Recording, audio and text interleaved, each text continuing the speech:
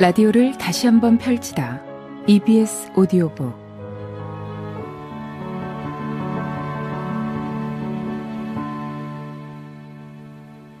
뉴질랜드의 동전이나 우표에서 쉽게 볼 수 있는 뉴질랜드의 국조 키위새는 날개는 있지만 날지 못하는 새로 잘 알려져 있습니다. 그런데 키위새는 왜 날지 못하는 것일까요? 키위새가 서식하는 뉴질랜드에는 땅에도 먹을 것이 풍부하고 또 그들의 천적이라고 불릴 만한 맹수가 없기 때문이라고 합니다.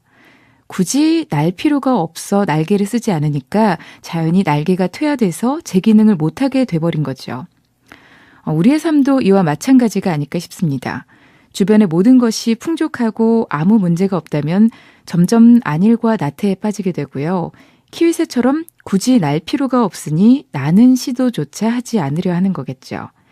이렇게 본다면 우리에게 닥친 위기나 어려움은 우리의 퇴화를 막는 하나의 수단일지도 모릅니다.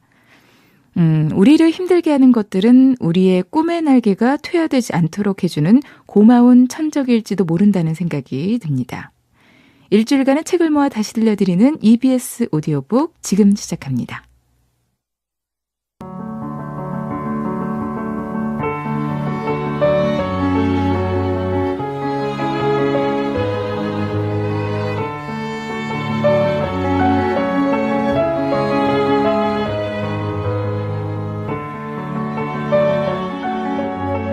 EBS 오디오북 이번 주 방송 순서 안내해드리겠습니다. 지금부터 오후 3시까지 고전 읽기 J.D. 셀린저의 호밀밭의 파수꾼, 3시부터 5시까지 2시간 동안은 화제의 베스트셀러 정유정의 28, 5시부터 6시까지는 EBS 북카페 강풀의 그대를 사랑합니다. 6시부터 8시 50분까지는 라디오 연재소설 백가흠의 향이 방송됩니다. 주중에 아쉽게 놓친 책이 있으셨다면 오늘 하루 EBS 오디오북과 함께 해주시기 바랍니다. 먼저 고전 읽기에서 만나볼 작품은 J.D. 셀린저의 호밀밭의 파수꾼입니다. 1951년 이 소설이 처음 출간되자 미국 사회는 논쟁에 휩싸였습니다. 소재 자체가 이 미국 사회의 치부를 들추는 데다 사용한 언어들도 직설적이었기 때문인데요. 사회적으로 공인된 직업인 교사, 목사 등을 비난한 것도 이 논란의 이유 중 하나였습니다. 하지만 논란이 계속될수록 책의 판매는 급속도로 늘었고요. 전 세계적으로 엄청난 판매고를 올렸습니다. 지금도 미국 내 각종 도서관에서 가장 많이 대출되는 도서 중 하나라고 합니다. 이 책은 과연 어떤 작품이기에 한 시대를 뒤흔들었던 걸까요? 홀든 콜필드라는 16살의 소년이 학교에서 퇴학을 당한 후 집으로 돌아가기까지의 2박 3일간의 이야기를 사실적으로 묘사한 소설 J.D. 셀린저의 호밀밭의 파수꾼, 이번 주 낭독 발췌의 부분 들어보겠습니다.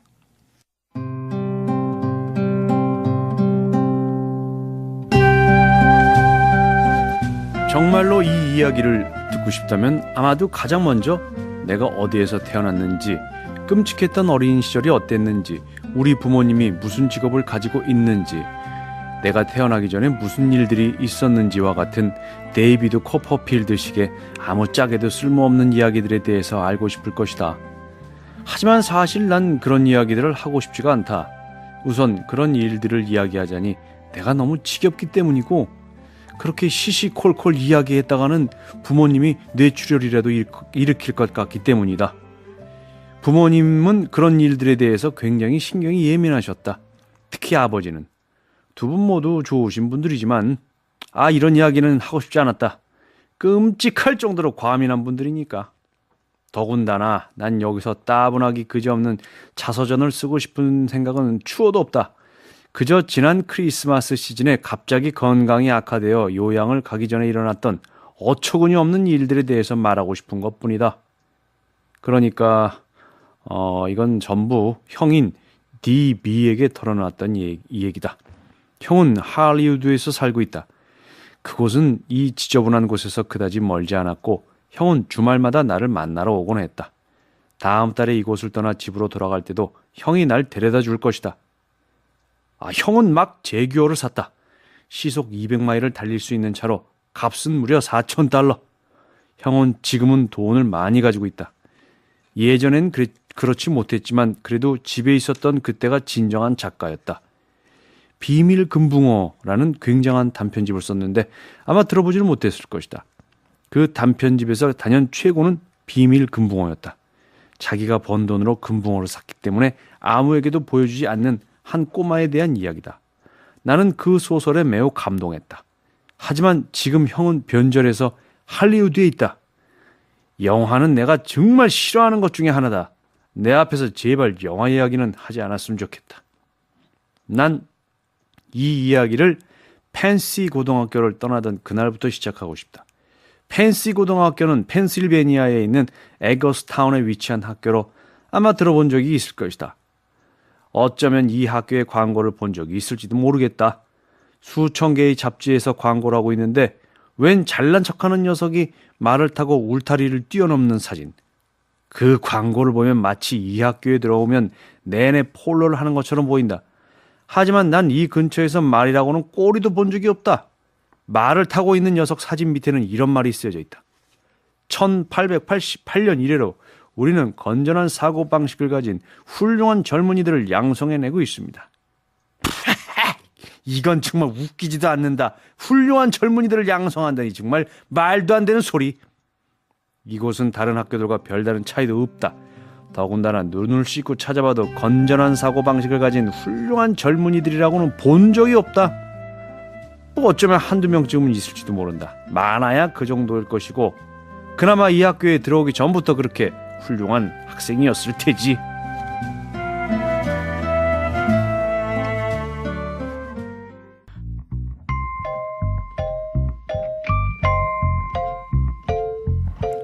선생은 내 답안지를 읽다가 말고 내려놓았다. 난 선생을 증오하기 시작했다. 이게 자네가 편 논지의 끝이야. 선생이 빈정거리는 목소리를 말했다. 선생처럼 늙은 사람이 얼마나 심하게 빈정거릴 수 있는지 생각조차 하지 못할 것이다. 그리고 이 답안지 끝에는 내게 보내는 편지가 적혀 있더군. 알고 있습니다. 선생이 큰 소리로 그 내용을 읽지 못하게 하려고 나는 재빨리 대답했다. 하지만 그 무엇으로도 선생을 멈출 수는 없었다. 선생은 마치 폭죽처럼 뜨겁게 달아올라 있었으니까. 존경하는 스펜서 선생님. 선생은 큰 소리로 읽었다. 이집트인들에 대해서 제가 알고 있는 건 이게 전부입니다. 선생님의 강의가 굉장히 재미있었음에도 불구하고 저는 이집트인들에 대해서 더 이상의 관심을 가질 수가 없었습니다.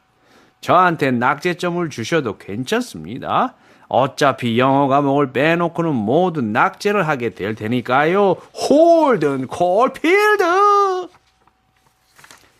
선생은 답안지를 내리고는 나를 쳐다봤다. 마치 탁구 경기나 그와 비슷한 것에서 나를 참패시킨 것 같은 표정이었다. 그런 허튼 소리를 큰 소리로 읽은 선생을 도저히 용서할 수 없었다. 만약 선생이 그런 글을 썼다고 할지라도 나 같으면 큰 소리로 읽지는 않았을 것이기 때문이다. 절대로 그러지 않았을 것이다. 사실 내가 그 글을 쓴 이유는 날 낙제시키는 데 대해 선생이 가책을 느끼지 말라는 나름대로의 배려였다. 낙제시킨 데 대해서 불만이라도 있나 자네? 선생이 물었다. 아닙니다, 선생님. 불만이라뇨. 절대 그렇지 않습니다. 제발 선생이 내게 계속해서 자네라고 부르지만 않았으면 좋겠다는 생각이 들었다. 선생은 그놈의 답안지를 침대 위에 던지려고 했다. 이번에도 선생은 답안지를 땅바닥에 떨어뜨렸다. 당연한 일이었다. 난 다시 한번 몸을 숙여 땅바닥에 떨어뜨렸다. 당연한 일이었다. 난 다시 한번 몸을 숙여 땅바닥에 떨어진 답안지를 주워 애틀랜틱 먼슬리 위에 올려놨다. 2분마다 이 짓을 해야 한다는 것이 정말 참기 힘들었다. 입장을 바꿔서 자네가 나라면 어떻게 했을 것 같나? 솔직하게 말해보도록. 선생이 말했다. 선생은 내게 낙제점을 준 데 대해서 마음이 편하지 않았던 것만은 사실인 모양이었다. 그래서 난 잠시 동안 허튼 소리를 중얼거렸다. 나는 정말 천하에 둘도 없는 전응아이거나 바보일 거라고 선생에게 말했다. 그리고 내가 선생이었다고 하더라도 똑같이 행동했을 것이며 선생의 일이라는 것이 얼마나 힘든 일인지에 대해 사람들이 얼마나 모르고 있는지 모르겠다는 소리를 짓거렸다. 정말 말도 안 되는 시시껄렁한 소리였다. 그렇지만 정말 우습게도 난 그런 헛소리를 짓거리면서도 머릿속으로는 온통 다른 생각을 하고 있었다. 우리 집은 뉴욕에 있었다. 그래서인지 센트럴파크 남쪽에 있는 연못을 생각하고 있었다. 내가 집에 돌아갔을 때 그 연못이 얼어붙지는 않을지, 얼어버리면 그곳에 살고 있던 오리들은 어디로 가게 되는 것인지가 궁금했다. 어떤 사람이 트럭을 몰고 와서 오리들을 태우고 동물원이나 그런 곳으로 가지는 않을까? 아니면 오리들이 멀리 날아가 버리는 것일까? 생각은 꼬리를 물고 이어졌다.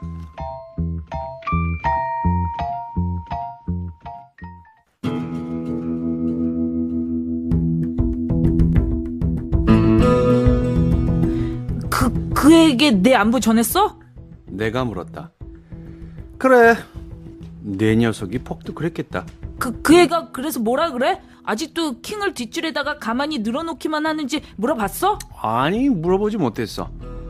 넌 우리가 밤새 뭘 했을 거라고 생각하는 거냐? 체스 같은 거나 생각했을 것 같아? 난 그 말에 대꾸하지 않았다.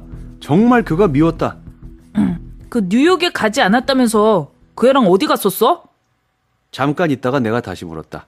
목소리가 떨려 나오는 것을 숨길 수가 없었다. 진장보 없이 초조하게 느껴졌다.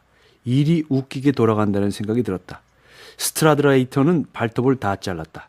그러고는 팬티 차림으로 침대에서 일어나더니 내 쪽으로 다가와 장난을 치기 시작했다. 내 침대 위로 몸을 숙이고는 내 어깨를 장난삼아 때리기 시작했다. 아, 그만둬. 뉴욕에 가지 않았다면 어디 갔다 왔냐니까. 아무데도 안 갔지. 그냥 차 속에 계속 있었어. 그 녀석은 바보 같은 장난을 그만두지 않았다. 하지 말라니까. 차는 누구 차였는데? 에드 벤키. 에드 벤키는 펜시의 농구부 코치였다. 스트라드레이터는 팀에서 센터를 맡고 있었기 때문에 코치의 총애를 받고 있었다. 그래서 이 녀석이 필요하다고만 하면 언제든지 자기 차를 빌려주곤 했다. 학생이 교직원의 차를 빌려 쓰는 일은 있을 수 없는 일이었지만 운동부의 인간들은 단합이 잘 돼 있었다. 내가 그동안 다녔던 학교들을 봐도 운동부 녀석들은 똘똘 뭉쳐 있었다. 스트라드레이터는 여전히 내 몸에 그늘을 들이운 채로 내 어깨를 두드리고 있었다. 손에 들고 있던 칫솔을 입에 물고서도 그 짓을 멈추지 않았다. 그래, 뭘 했어? 에드벤키의 차 안에서 그 애한테 무슨 짓 했냐고. 내 목소리는 엄청나게 떨리고 있었다. 말하는 거 봐라. 네 놈의 주둥아리를 비누로 씻어주랴? 그런 거야? 그건 기밀사항이야. 넌 알 필요 없어. 그 다음은 너무도 화가 났다는 것 외에는 아무것도 기억나지가 않는다. 생각나는 거라고는 화장실 가는 척하면서 침대에서 일어난 다음 있는 힘을 다해서 칫솔을 물고 있던 그놈의 입을 후려치려고 했던 것 같다. 그렇지만 내 주먹은 빗나가고 말았다. 정통으로 먹이지 못한 것이다. 그저 그놈의 머리 쪽 어딘가에 부딪힌 정도였던 것 같다. 어쩌면 약간 아팠을지도 모르겠지만 내가 원했던 정도는 아니었다. 제대로 한 대 먹일 수도 있었을 텐데 하필 오른손이었다. 난 오른손 주먹을 제대로 쓰지 못한다. 이미 이야기했듯이 예전에 입었던 상처 때문에 말이다. 어쨌든 그 다음으로 내가 알고 있는 것은 난 바닥에 누워 있었고 그 녀석이 얼굴을 시뻘겋게 붉힌 채 내 가슴 위에 앉아 있었다는 것이다. 그 자식의 무릎이 내 가슴을 내리누르고 있었다. 그의 몸무게가 1톤은 나가는 것처럼 느껴졌다. 그가 내 손목을 꼭 붙잡고 있어서 그놈을 한 대도 때릴 수가 없었다. 그렇지만 않았다면 그 자식을 죽여버렸을지도 모른다. 대체 뭐하는 짓이야? 그는 이 말만 중얼거리고 있었다. 놈의 멍청한 얼굴은 점점 더 뜨겁게 달아오르고 있었다. 내 더러운 무릎이나 내 가슴에서 치워! 난 고함이라도 지르는 듯이 그에게 말했다. 정말 크게 소리 질렀다. 어서 비키지 못해, 이 지저분한 자식아! 그렇지만 그 녀석은 내 말을 듣지 않았다. 계속 내 손목을 붙잡고 있었고 난 계속 욕설을 퍼부어댔다. 시간이 그동안 10시간은 흐른 듯 했다. 그에게 무슨 말을 해야 됐는지 뚜렷하게는 기억이 나지 않는다. 하고 싶으면 어떤 여자하고라도 그럴 수 있는 놈이 내 놈이다. 그 애가 킹을 뒷줄에 늘어놓기만 하는 걸 신경조차 쓰지 않는 이유는 내 놈이 멍청하기 짝이 없는 천하에 둘도 없는 바보이기 때문이라는 말도 했던 것 같다. 그는 자신을 바보라고 부르는 것을 무척 싫어했다. 무릇 바보들은 자신이 바보라고 불리는 것을 좋아하지 않는 법이다.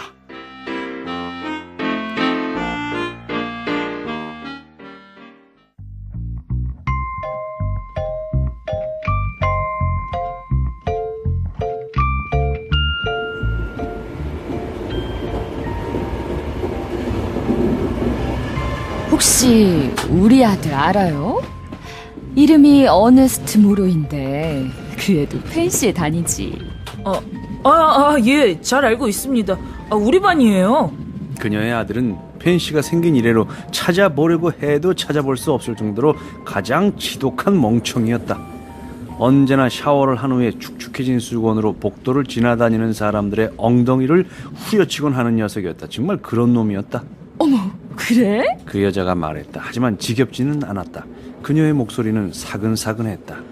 어네스트에게 우리가 만났다고 꼭 이야기해야겠네요. 네, 부인. 어네스트에게 우리가 만났다고 꼭 이야기해야겠네. 이름이 뭐지? 루돌프 슈미트입니다. 난 그녀가 내 이야기를 알게 되는 것을 바라지 않았다. 루돌프 슈미트는 우리 기숙사의 수위 이름이었다. 펜시에 다니니까 좋아? 펜시요? 그렇게 나쁘진 않지만 그렇다고 천국 같은 곳도 아닙니다. 그저 다른 학교하고 똑같은 정도죠. 뭐 선생님들 중 훌륭하신 분들도 몇 분 계십니다. 어네스트는 학교가 너무 좋다 그러던데.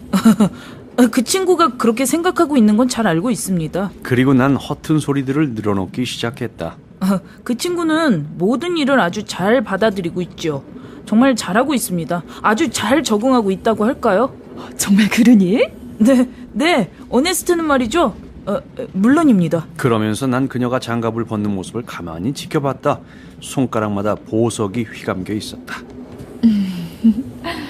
아까 택시에서 내리다가 손톱이 부러져서. 그녀는 이렇게 이야기하면서 나를 보고 환하게 미소를 지어 보였다. 정말 그랬다. 대부분의 사람들은 미소 자체를 짓지 않을 뿐더러 혹시 짓더라도 보기 아주 좋지 않았다. 어네스트의 아버지와 난 늘 그 애를 걱정하고 있단다. 친구들하고 잘 지내지 못할까봐 말이야. 에? 무슨 말씀이시죠? 글쎄, 그 애는 아주 예민하거든. 그래서 이제까지 다른 아이들과 잘 어울린 적이 한 번도 없어.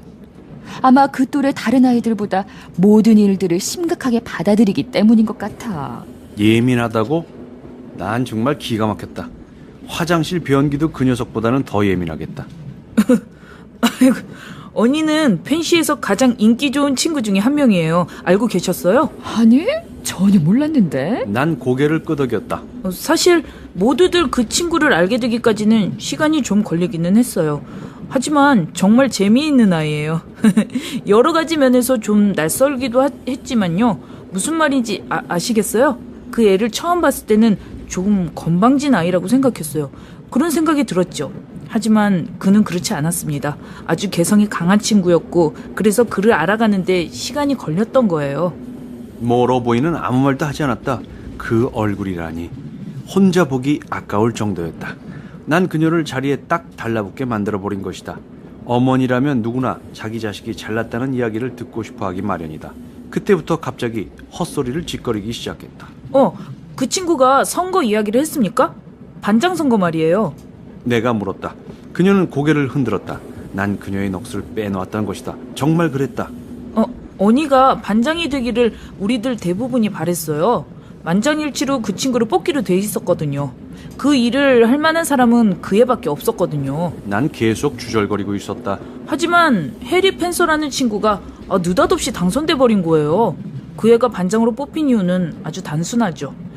언니가 자신을 반장 후보로 추천해주지 못했기 때문이에요. 그 친구는 너무 수줍음을 탔고 겸손했어요. 그가 거절했던 겁니다. 세상에 정말 수줍음이 많아요.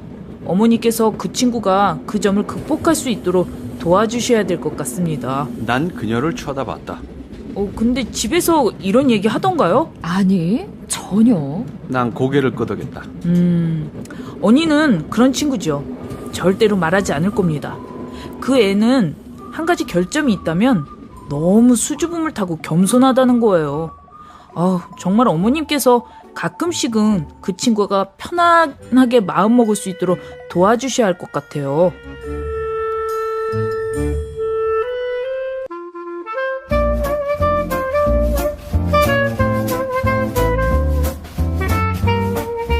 우린 그저 춤만 추었다. 이 멍청한 여자는 정말 춤솜씨만큼은 일품이었다. 버디 싱어와 그 밴드가 그저 그런 일들이라는 곡을 연주하기 시작했다. 심지어 그들조차도 이 노래를 완전히 망치지는 않았다. 정말 굉장한 노래였다. 난 춤을 추는 동안 어떤 기교도 부리지 않으려고 애를 썼다. 춤을 추면서 야단스럽게 기교를 부리는 사람들이 정말 싫었기 때문이다. 다만 그녀를 좀 많이 돌리기는 했다. 그래도 그녀는 내게 잘 맞춰줬다. 좀 이상한 일은 그녀도 나와의 춤을 즐기고 있는 거라는 생각이 든 거였다. 갑자기 그녀가 엉뚱한 소리를 내뱉기 전까지 말이다. 어젯밤 친구들하고 피터 로레를 봤거든요. 영화배우 말이에요. 그 사람이 신문을 사고 있더라고요. 정말 멋있었어요. 운이 좋았군요. 정말 운이 좋았어요. 본인도 그걸 알고는 있나요? 그녀는 정말 바보였다. 하지만 춤은 기가 막히게 췄다. 난 불현듯 그녀의 멍청한 머리 위에 키스하고 싶다는 생각을 참을 수가 없었다. 가르마가 있는 부분에 말이다. 그래서 키스했다. 그녀는 화를 내기 시작했다. 세상에, 무슨 짓을 하는 거예요? 아무것도 아닙니다. 정말이에요.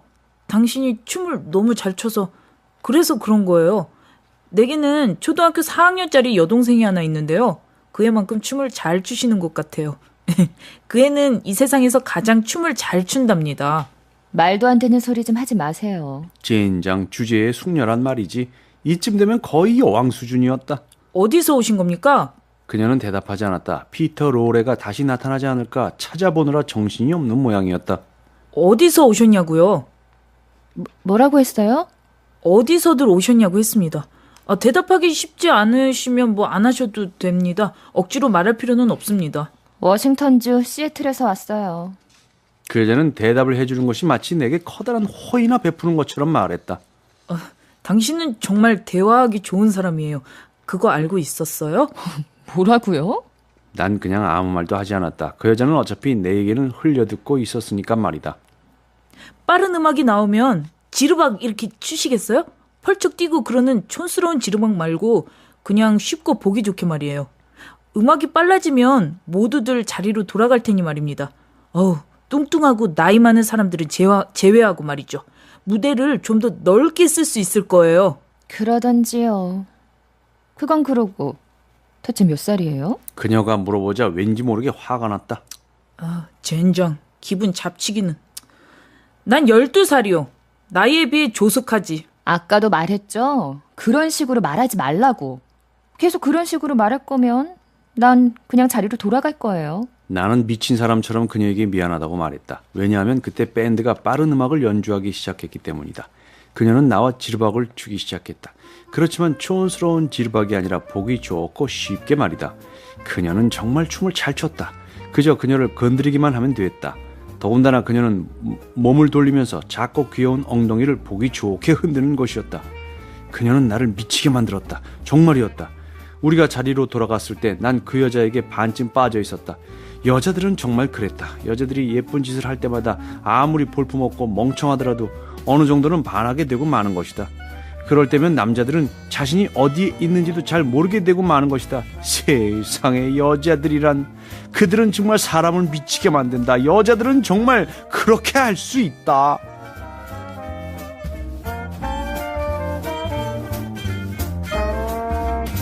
손님, 10달러를 주셔야죠. 아까 그렇게 말했잖아요. 잠깐이면 10달러, 정오까지면 15달러라고 말입니다. 분명 그렇게 말했어요. 그렇게 말하지 않았어요. 잠깐에 5달러고 정오까지면 15달러라고 했잖아요. 분명히 그렇게 들었습니다. 문이나 열어보지. 왜 이러는 거예요? 심장이 방 밖으로 튀쳐나갈 정도로 두근거리기 시작했다. 최소한 옷이라도 입고 있었으면 좋았을 것을. 이런 일이 일어나고 있는데 파자마를 입고 있다는 사실이 너무도 끔찍했다. 좀 들어갑시다. 모리스가 커다랗고 지저분한 손으로 나를 밀어붙였다. 그 바람에 뒤로 넘어질 뻔했다. 몸집도 무식하게 좋은 놈이었다. 다음 순간 써니와 그놈은 이미 내 방에 들어와 있었다. 마치 자기들 방이라도 되는 듯이 마음대로 행동하고 있었다. 써니는 창틀에 앉았고 모리스 자식은 의자에 앉아 목에 칼날을 느슨하게 잡아당기고 있었다. 그는 그때까지도 엘리베이터 보이의 제복을 입고 있었던 것이다. 나는 불안했다. 좋아, 이제 그만 내놓으시지. 일하러 다시 가봐야 하는 몸이니까. 10번도 넘게 말했잖아요. 난 1센트도 더 줄 수 없어요. 저 여자한테 이미 5달러를 같은 소리 그만 집어치우는 게 좋을걸. 돈이나 내놔. 왜 내가 저 여자한테 5달러를 더 줘야 하는 거지? 날 속일 거요? 모리스는 입고 있던 제복 윗도리에 단추를 풀었다. 그 속으로 셔츠도 입지 않은 채 셔츠 칼라만 목에 달고 있었다. 그러고는 털이 잔뜩 난 뚱뚱하게 튀어나온 배를 앞으로 쑥 내밀었다. 아무도 속인 사람 없어. 그러니까 돈이나 내놓으란 말이야, 이 친구야. 싫어! 내가 이렇게 대답하자 그 자식은 자리에서 일어나 내 앞으로 다가오기 시작했다. 정말 많이 지친 데다가 지루하게 짝이 없다는 듯한 얼굴 표정이었다. 나는 정말 두려웠다. 내 기억으로는 그때 나는 팔짱을 끼고 있었다. 잠옷만 입고 있지 않았어도 이렇게 안 좋은 상황은 아니었을 것 같았다. 그는 내 앞에 우뚝 서며 말했다. 어서 내놓으라니까. 돈 내놔. 그 자식은 정말 바보 같았다. 싫다고 그랬어. 쓴맛을 좀 봐야 되겠군 그래. 이러고 싶진 않았지만 달리 방법이 없어서 말이야. 어서 빚진 5달러나 내놔. 당신한테 빚진 돈 없어. 나한테 조금이라도 무슨 짓을 했다가는 큰 소리 지를 거야. 이 호텔 안에 있는 손님들 전부 깨워놓을 거라고. 경찰이고 뭐고 다 말이야. 마음대로 해보시. 목청이 터지라고 소리 한번 질러봐. 그래. 내 녀석 부모한테 장녀하고 같이 이런 곳에서 밤을 지냈다고 알리고 싶단 말이지. 너같이 잘 사는 집 아들 녀석이 말이야. 그는 조잡하긴 했지만 상당히 날카로운 구석이 있었다. 정말 그랬다. 그건 내가 걱정할 문제야. 처음에 10달러라고 말했으면 그건 문제가 달라. 하지만 분명히 정말 내놓지 못해? 그 녀석은 나를 문까지 밀어붙였다. 지저분하기 짝이 없는 털이 잔뜩 난 백가죽 같은 것이 바짝 내리누르고 있었다. 날 내버려둬. 어서 이 방에서 나가지 못해? 난 여전히 팔짱을 낀 채로 이렇게 말했다. 난 정말 멍청했다. 그러자 써니가 처음으로 말을 했다. 이봐, 모리스.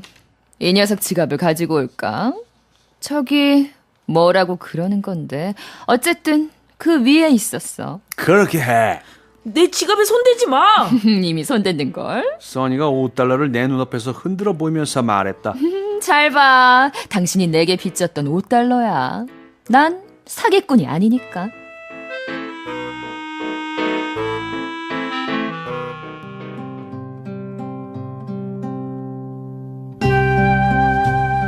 지나가다가 노 같은 것을 건드리기라도 하면 경비 아저씨가 이건 만지면 안 되는 거다 얘들아 라고 말하곤 했다. 경찰들하고는 달리 언제나 부드러운 목소리였다. 그 다음에는 커다란 유리로 된 진열장 앞을 지나가게 되는데 그 안을 보면 인디언 남자는 막대기를 문질러 불을 피우고 있었고 인디언 여자는 담요를 짜고 있었다. 담요를 짜고 있는 인디언 여자는 몸을 약간 앞으로 숙이고 있었기 때문에 젖가슴이 들여다 보였다. 우리들은 모두 그걸 훔쳐보며 지나갔다. 여자 아이들조차도 그랬다. 모두 어린아이였기 때문에 여자아이들이라고 해도 우리하고 가슴이 똑같았기 때문이다. 강당에 들어서기 바로 전인 문 옆에는 에스키모가 있었다. 그 사람은 얼어붙은 호수에 구멍을 뚫고는 거기서 낚시를 하고 있었다. 낚은 물고기 2마리는 얼음 구멍 옆에 놓여 있었다. 그 박물관에는 유리 진열장들이 정말 많이 있었다. 2층으로 올라가면 더 많이 있었다. 사슴이 물을 마시고 있는 것도 있었고 겨울을 나려고 남쪽으로 날아가고 있는 새들을 보면 가까이에 있는 새들은 전부 박제로 철사에 고정되어 있었다. 뒤편에 있는 새들은 전부 그림이었다. 그렇지만 정말 남쪽으로 날아가고 있는 것 같은 모습이었다. 고개를 뒤로 젖히고 밑에서 위로 쳐다보면 새들이 정말 빠른 속도로 날아가고 있는 것처럼 보이기도 했다. 그렇지만 이 박물관에서 가장 좋은 건 아무것도 움직이지 않고 가만히 제자리에 있다는 것이다. 누구도 자기 자리에서 꼼짝도 하지 않는다.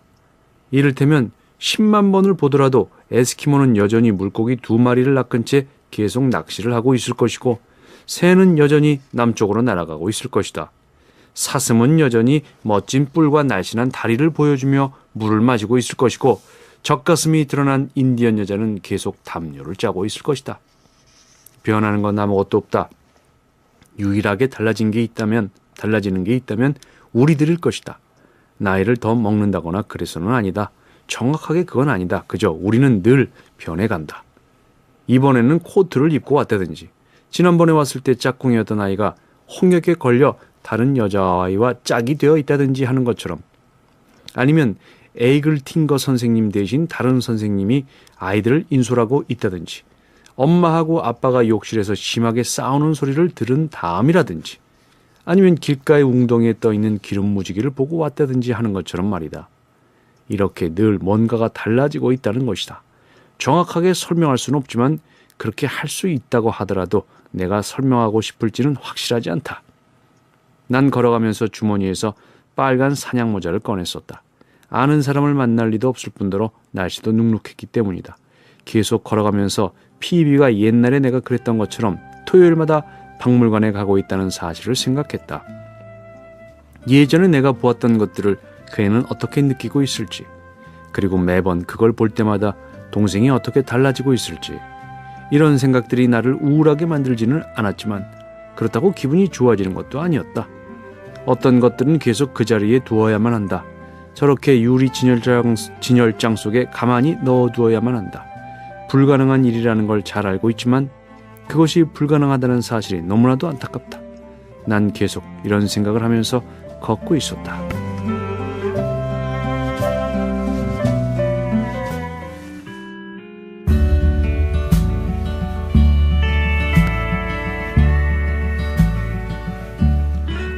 셀리, 왜? 저쪽에 앉아있는 여자를 바라보고 있던 그녀가 대답했다. 이제까지 실증 내본 적 없어? 그러니까 어떤 일을 하지 않으면 엉망이 될지도 모른다는 불안감 같은 거, 그런 거 느껴본 적이 없냐는 거지. 그러니까 말하자면 학교 같은 게 마음에 드냐는 소리야. 학교는 끔찍할 정도로 지겹지. 그건 학교가 싫다는 소리니? 지겨운 거야, 나도 알지. 그런데 난 네가 학교를 싫어하는지 알고 싶은 거야. 글쎄, 정확하게 말하자면 싫다고만은 할 수 없을 것 같아.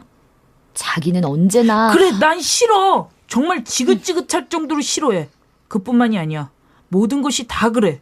뉴욕에서 사는 것도 싫고, 택시니 메디슨가의 버스들 뒷문으로 내리라고 고함이나 질러대는 운전기사들, 그리고 런트 부부를 천사라고 그러는 멍청이에게 소개되는 일이나, 밖에 잠깐 나가려고 해도 엘리베이터를 타야 되는 일이나, 브룩스에 가서 바지를 맞춘 놈들, 언제나 사람들은... 목소리 좀 낮춰.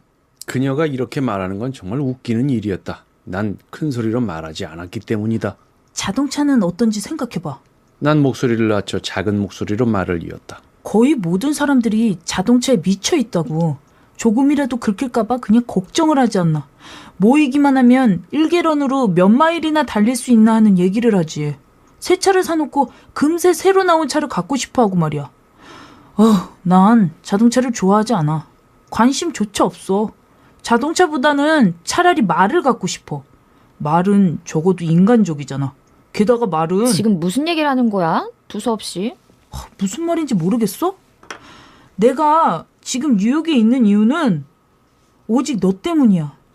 네가 없었다면 아마 어딘가 멀리 가 있었을 거라고. 숲속 같은 곳, 그런 곳 말이지. 내가 이곳에 있는 이유는 오직 네가 여기 있기 때문이야. 듣기는 좋다.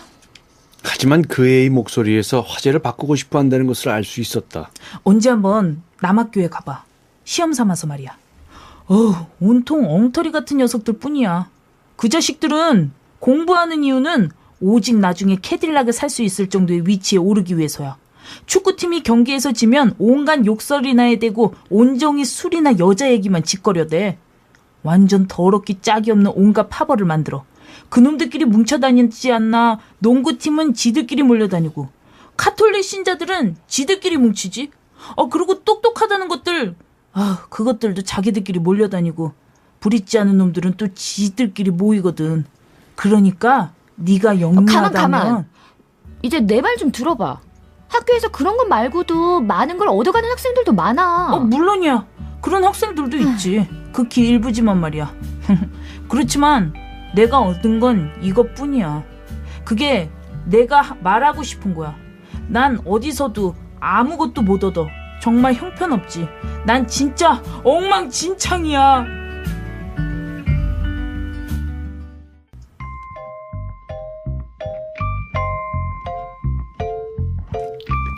있잖아. 지금 생각난 게 있어. 여기서 도망가면 어떨 것 같아? 계획이 있어. 그리니치 빌리지에 아는 친구놈이 있는데 그 녀석한테 차를 한 2주 정도 빌리는 거야. 전에 같은 학교에 다녔던 친구인데 $10쯤 받을 돈도 있거든. 그러면 내일 아침에 매사추세나츠 버몬트 근방으로 차를 몰고 가는 거야. 그곳은 정말 경치가 끝내주거든. 정말이야. 난 점점 흥분하기 시작했고 이런저런 생각에 몰두하다가 손을 내밀어 셀리의 손을 잡았다. 아, 정말 바보 같은 짓이었다. 농담한 거 아니야. 한 $180쯤 저축해둔 돈도 있어. 그러니까 내일 아침에 은행 문 여는 대로 돈을 찾아다가 그 친구한테 가서 차를 빌리는 거야. 농담 아니고 정말이야. 오두막집 같은 데서 돈이 떨어질 때까지 지내다가 돈이 다 떨어지면 내가 일자리를 구하는 거야. 그리고 냇물 같은 게 흐르는 곳에서 사는 거야. 야, 정말 끝내주는 생활이 될 것 같지 않냐? 어떻게 생각해? 같이 가자. 네 생각을 말해봐. 같이 가는 거지? 자기는 그런 일 못해. 왜 못한다는 거야? 뭘 할 수 없다는 건데? 나한테 소리 지르지 마. 제발 부탁이야. 그녀가 말했다. 하지만 그건 헛소리였다. 난 그에게 소리 지르지 않았기 때문이다. 왜? 왜 할 수 없다는 거야? 어째서 그렇다는 거야? 자기는 할 수 없으니까. 그게 다야. 무엇보다 우리는 아직 어린애나 마찬가지잖아? 돈이 떨어지고 일자리도 구하지 못하면 어떻게 할 거지는 생각해 봤어? 둘 다 굶어 죽을 거야. 자기가 하는 얘기는 너무 꿈 같아. 사실 꿈 같은 얘기 아니야. 난 일자리를 얻게 될 테니까. 그런 걱정은 하지 마. 넌 그런 거 걱정하지 않아도 돼. 무슨 문제가 있다고 그러는 거야? 나하고 같이 가고 싶지 않은 거야? 그러면 그런 거라고 얘기해. 싫다는 건 아니야. 그렇지 않아. 난 그 애가 미워지기 시작했다. 그런 일을 할 시간은 앞으로 있을 거야. 자기가 대학에 가고 나서도 얼마든지 말이야. 그런 다음에 우리도 결혼할 수도 있고 좋은 곳에 얼마든지 갈 수 있어. 자긴 그저... 아니, 그렇지 않아. 갈 수 있는 곳이 얼마든지 있는 거 아니야. 모든 게 변할 테니까. 난 다시 우울해지고 있었다. 뭐라고 말했어? 무슨 소리인지 못 들었어. 조금 전에만 해도 소리 지르더니 이번에는... 아무 데도 가지 못할 거라고 말했어. 내가 대학을 가고 난 후 말이지. 내 말 똑똑히 들어봐. 그땐 모든 게 달라질 거야. 우린 여행 가방을 들고 엘리베이터를 타고 내려가겠지. 알고 지내던 사람들한테 전화로 작별 인사를 하고 호텔에 들어가면 그림 엽서를 보내야 할 거야. 난 회사에 취직해서 돈을 벌고 택시나 메디슨가의 버스를 타고 출근하겠지. 신문을 읽거나 온종일 브릿지나 하겠지. 그게 아니면 극장에 가서 시시하기 짝이 없는 단편 영화나 예고편, 영화 뉴스 같은 걸 보게 될 거야. 영화 뉴스라. 그게 또 대단한 거지. 언제나 경마를 보여주거나 어떤 귀부인이 배 위에서 병을 깨트리는 모습이라든가 침팬치가 팬티를 입고 자전거 타는 모습, 그런 거 보여주니 말이야. 내가 무슨 말을 하는지 넌 하나도 모르고 있어. 아마 모르겠지. 어쩌면 자기도 모르고 있는지도 몰라. 지금 우린 서로를 미워하고 있었다. 뭔가 좀 지적인 대화를 해보려고 노력해봤지만 아무 소용이 없었다. 이런 이야기를 시작했던 내 자신이 너무나도 후회됐다.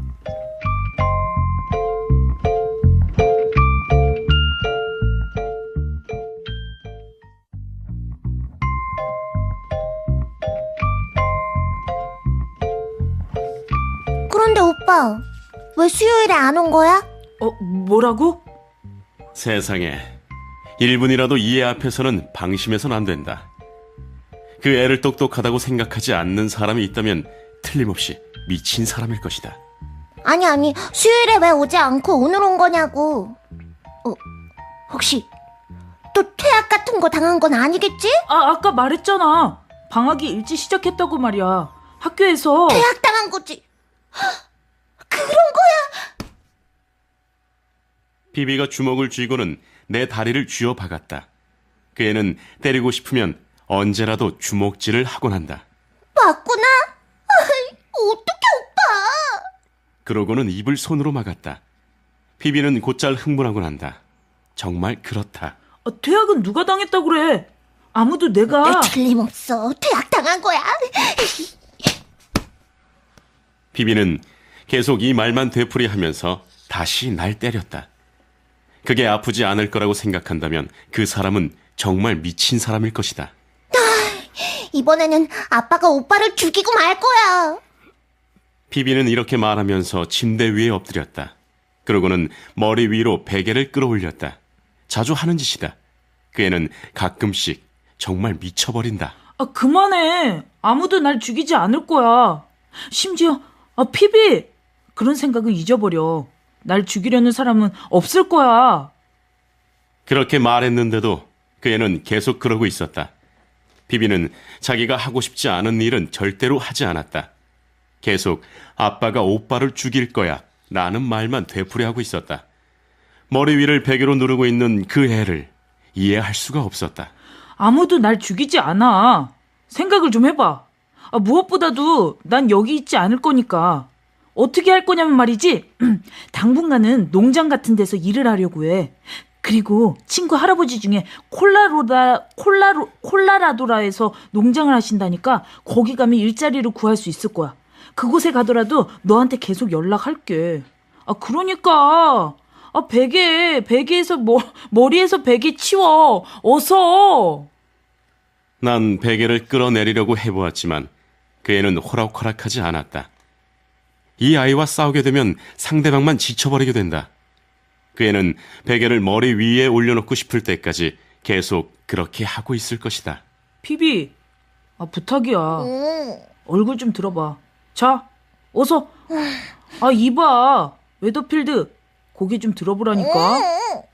그래도 피비는 얼굴을 내밀지 않았다. 가끔씩 아무리 달래도 말을 안 들을 때가 있다. 하는 수 없이 나는 그 자리에서 일어나 거실로 나왔다. 그러고는 테이블 위에 놓인 담배 상자에서 담배 몇 개배를 꺼내 주머니 속에 넣었다. 담배가 떨어졌기 때문이다.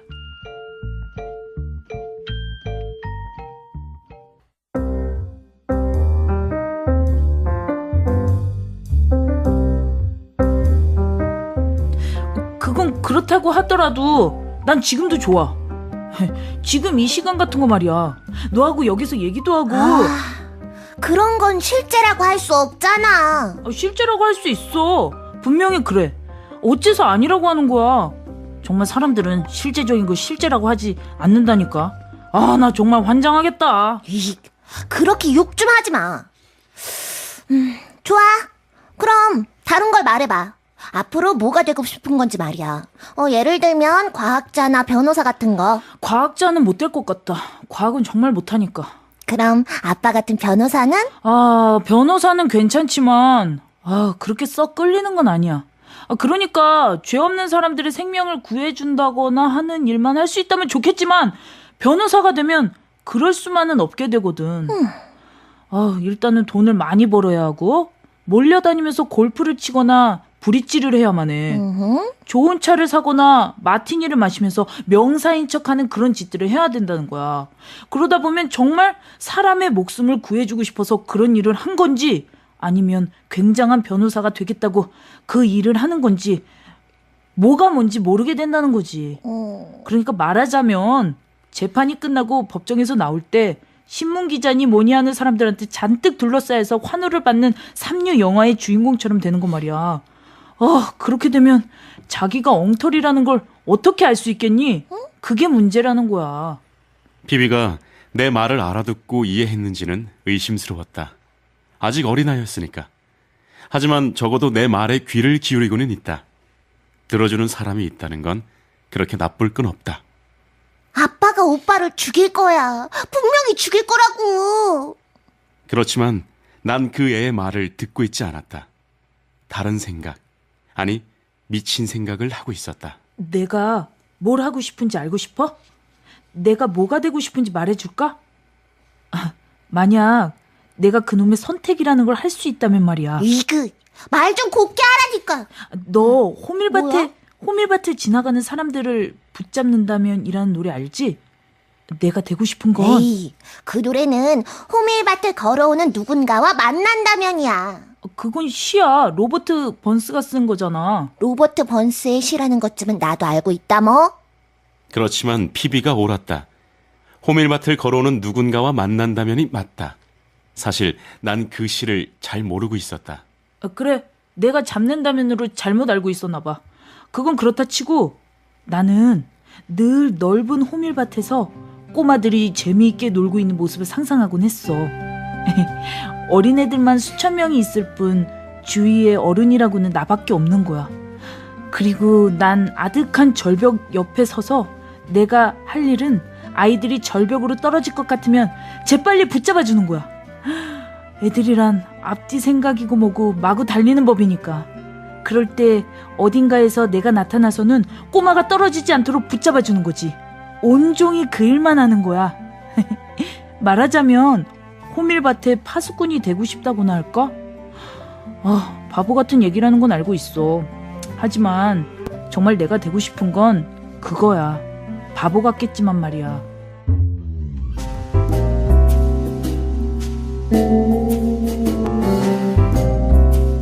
갑자기 난 눈을 떴다. 몇 시인지는 알 수 없었지만 어쨌든 잠에서 깨버리고 말았다. 뭔가 머리에 닿은 것 같은 느낌이 들었다. 사람 손 같기도 했다. 그 순간 난 정말 기절할 듯이 놀랐다. 그런데 내 머리를 만지고 있었던 것은 다름 아닌 앤톨리니 선생의 손이었다. 선생은 어둠 속에서 긴 의자 옆에서 바닥에 앉은 채로 내 머리를 만지작거리고 있었던 것이다. 난 정말 천피티는 펄쩍 뛰어오를 뻔했다. 뭐 하시는 거예요? 별일 아니야. 그냥 여기 앉아서 감탄하고 있었지. 정말 뭐 하고 계신 거냐니까요? 이런 걸 뭐라고 말해야 할지 모르겠다. 정말 당황했으니까 말이다. 목소리를 좀 낮추는 게 어떻겠니? 난 그냥 그저 여기 앉아서. 응? 어쨌든 저 그만 가봐야겠어요. 난 긴장하고 있었다.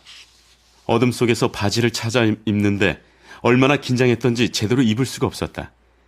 학교 같은 데서부터 난 그놈의 변태놈들을 많이 알고 있었다. 그런데 그놈들을 나와 있을 때면 언제나 변태 같은 짓거리들을 하려 했다. 어디로 가겠다는 거야? 아무렇지도 않다는 듯 차분하게 대하려고 했지만 그렇게 차분하지는 못했다. 정말 그랬다. 저 여기다가 짐을 전부 맡겨놓고 왔어요. 가방을 찾으러 갔다 와야 될 것 같아요. 전부 거기 들어있으니까요. 아침에 갔다 오면 되잖아. 그만 자도록 해. 나도 가서 잘 테니까. 뭐 문제라도 있니? 에? 문제라뇨. 그런 것 없어요. 그냥 돈 같은 거 넣어둔 가방이 하나 있어서 그래요. 저 금세 갔다 올게요. 택시 타고 갔다 오면 돼요. 그러다 어둠 속에서 넘어질 뻔했다. 사실 그 돈이 제 돈이 아니라서 그래요. 어머니 돈이거든요. 그래서 저는 바보같이 굴지 마, 홀든. 다시 누워서 자도록 해. 나도 자러 갈 거야. 아침까지 내버려 둬도 그 돈은 안전할 테니 말이야. 진짜예요. 정말 가봐야 해요. 그래야겠어요. 거의 옷은 다 입은 것 같았다. 단지 타이가 보이지 않았다. 그냥 재킷을 입었다. 선생은 내게서 좀 떨어져 있는 큰 의자에 앉아서 가만히 나를 지켜보고 있었다. 선생은 여전히 술을 마시고 있었다. 손에 믿음직스러운 하이볼 잔을 들고 있는 것이 보였다. 넌 정말 이상한 아이야. 저도 알고 있어요. 난 넥타이를 찾기 위해 주위를 둘러보지도 않았다. 넥타이를 버리고 가기로 결심했다. 안녕히 계세요, 선생님. 정말 감사했습니다. 진심으로 말입니다.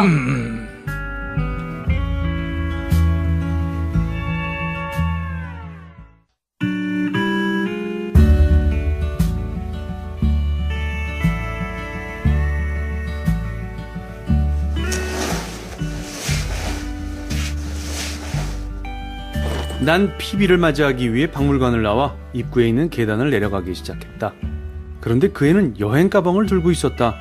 그런 걸 왜 가지고 온 것인지 도무지 알 수가 없었다. 마침 5번가를 가로질러 오고 있었는데 그 큰 여행 가방을 질질 끌다시피 하면서 오고 있었다.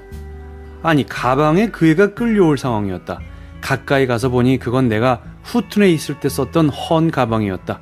그 가방을 왜 가지고 온 건지 정말 알 수가 없었다. 오빠.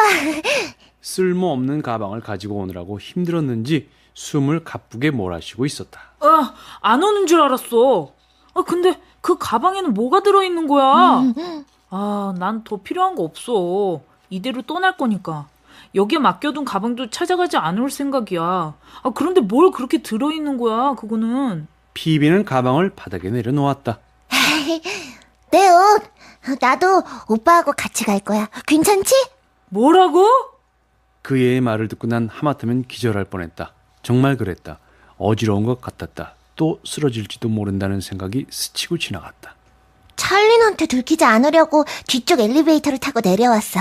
무거운 건 아니야. 그냥 드레스 2벌, 모카신, 속옷하고 양말, 그 외에 잡다한 거. 그런 거 몇 가지밖에 안 들었어. 들어봐. 정말 안 무거워.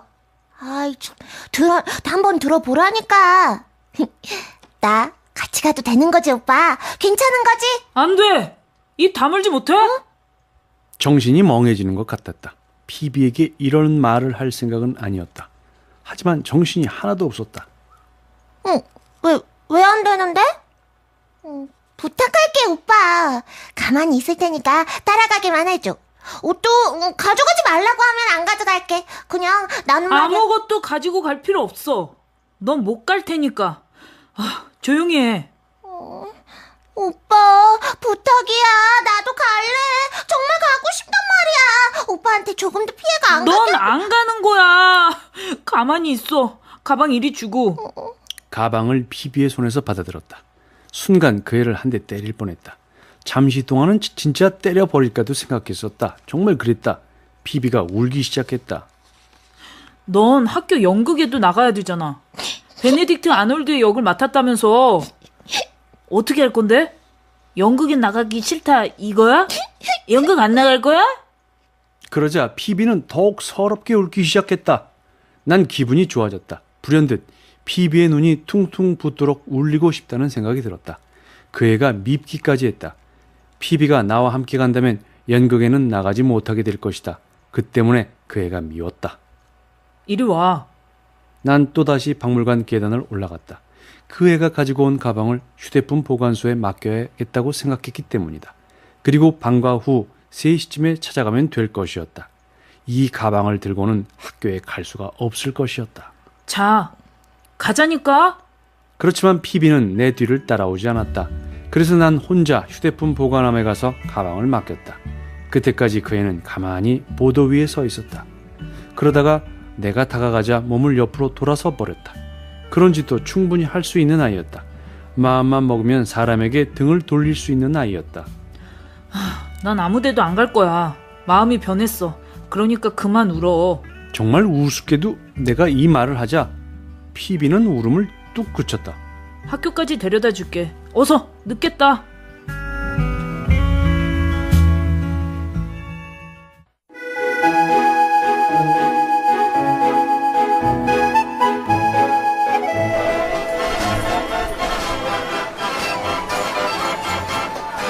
목마가 돌기 시작했고 나는 회전 목마를 타고 있는 피비를 바라보고 있었다. 그애 말고 목마를 타고 있는 아이들은 5-6명 정도밖에 없었다. 지금 나오고 있는 곡은 흐려진 그대 눈동자였는데 재즈풍으로 신나게 연주되고 있었다. 아이들은 모두 다 공짜로 한 번 더 타기 위해 황금의 링을 잡으려 하고 있었다. 피비도 다른 아이들과 똑같이 하고 있었는데 목마에서 떨어질까봐 걱정됐다. 하지만 아무 말도 하면 안 된다. 그러다가 떨어져도 할 수 없다. 그렇더라도 아무 말도 해서는 안 되는 것이다. 목마의 회전이 끝나자 피비가 내 쪽으로 다가왔다. 이번엔 오빠도 같이 타자. 아이 됐어. 난 그냥 여기서 너 보고 있을게. 예, 보기만 해도 좋아. 그렇게 말하고는 피비에게 돈을 주었다. 자, 가서 표나 몇 장 더 사와. 피비는 돈을 받고는 이렇게 말했다. 이제 오빠한테 화 안 났어? 알아. 어서 가봐. 또 돌려고 한다. 빨리. 그때 갑자기 그 애가 내게 키스했다. 그러더니 손을 내밀고는 이렇게 말했다. 비야, 비가 오잖아? 알아. 그러자 그 애는 내 주머니에 손을 넣어 빨간색 사냥 모자를 꺼냈다. 그리고는 내 머리 위에 씌워줬다. 정말 날 꼼짝 못하게 만드는 아이다. 넌 필요 없어? 응, 잠깐 동안만 오빠가 쓰고 있어. 알았어. 빨리 가봐. 진짜 놓치겠어. 목마 못하겠다. 아직 말도 고르지 않았잖아. 그래도 피비는 계속 내 옆에서 서성거리고 있었다. 아까 말한 거 정말이야? 아무 데도 안 간다는 거 말이야. 나중에 정말 집으로 올 거야? 그래. 정말 그렇게 할 생각이었다. 난 피비에게 거짓말을 하지 않았다. 결국 집으로 돌아갔으니까. 어서 가라니까. 피비는 달려가서 표를 사서는 목마로 돌아왔다. 회전 목마가 움직이기 직전이었다.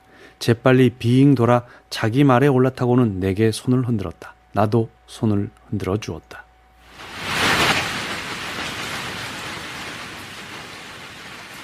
갑자기 비가 엄청나게 퍼붓기 시작했다. 누가 하늘에서 물통으로 물을 붓기라도 하는 듯이.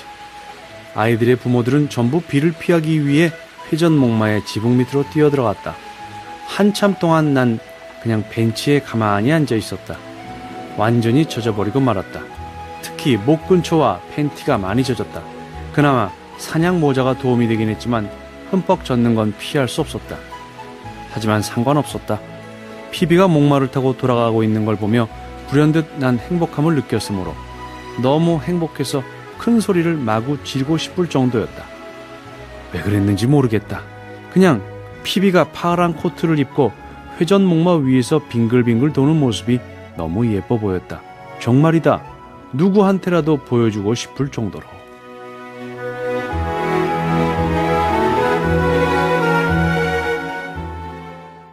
고전 읽기 J.D. 셀린저의 호밀밭의 파수꾼, 이번 주 내용 만나보셨습니다. 기성세대의 위선과 비열함에 절망한 홀드는 어린 아이들에게 애정을 갖게 되고요. 또 호밀밭에서 뛰어노는 아이들의 안전을 지켜주는 파수꾼이 되고 싶어 합니다. 그리고는 질식할 것 같은 뉴욕을 벗어나서 한적한 숲속에서 살고자 먼 곳으로 떠나려 하는데요. 여동생 피비의 믿음과 사랑 속에서 희망을 발견하고는 다시 집으로 돌아갑니다. 피비의 맑은 영혼이야말로 고독한 호밀밭의 파수꾼 홀든을 지켜주는 파수꾼이었던 겁니다. 이번 주 고전 읽기는 여기까지고요. 이어서 화제의 베스트셀러 만나보시죠.